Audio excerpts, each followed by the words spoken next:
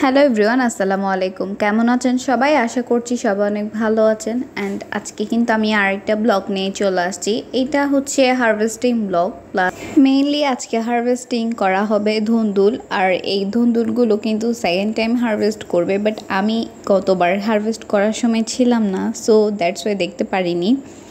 Even ধুন্দুল ধরছে ওইটাও জানতাম না। এরপর দেখতেছি এখন এই যে কিছু ধুন্দুল ছিল যেগুলো বড় হয়ে গেছে, অ্যান্ড মাশাআল্লাহ অনেক বড় ছিল।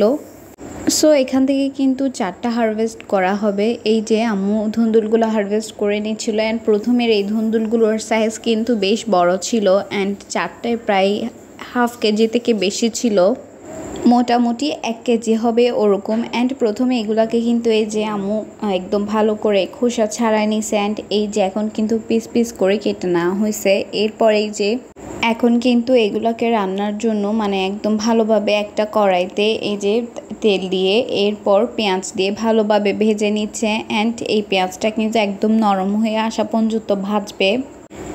এরপর এটা ভাজতে ভাজতে একদম নরম হয়ে আসলে এরপর কিন্তু আস্তে আস্তে একটা মশলা দিবে। অ্যান্ড মশলা দেওয়ার আগে কিছু চিংড়ি মাছ দিয়ে নিচ্ছে। এগুলো হচ্ছে ছোট চিংড়িগুলো, যে কুচো চিংড়ি হয় ওগুলা।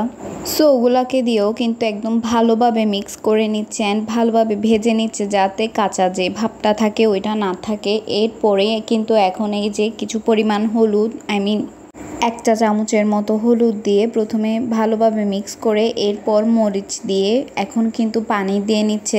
মানে এখন মশলাটা ভালোভাবে কষায় নিবে পানি দিয়ে।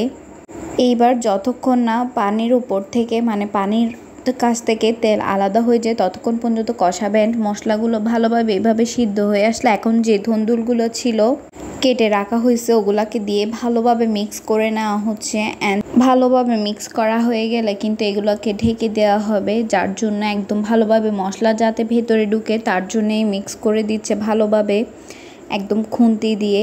এরপর এই যে ঢাকনা দিয়ে ঢেকে দিচ্ছে প্রায় কিছুক্ষণের জন্য, 10 থেকে 12 মিনিট পর এই যে কষানো হয়ে গেছে, অ্যান্ড আরও 10 থেকে 12 মিনিট পর ঢেকে দেওয়া হয়েছে, অ্যান্ড এখন কিন্তু হয়ে গেছে।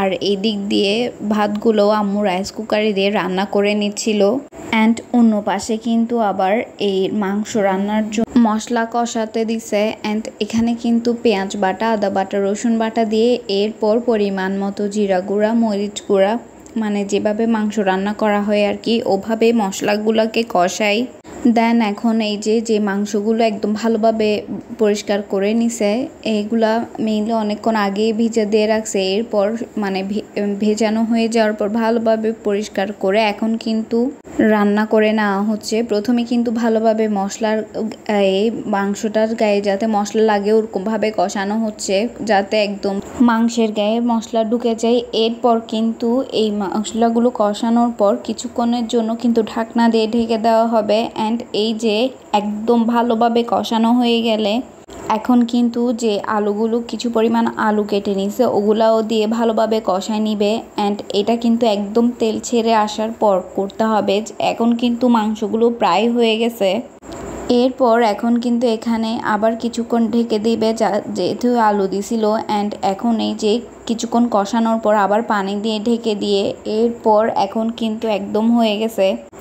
এই রান্নাটা করতে মেইনলি 45 মিনিটের মতোই লাগছে, কিছুক্ষণ পরে কিন্তু মাঝখানে আবার ঢেকেও দেওয়া হয়েছে।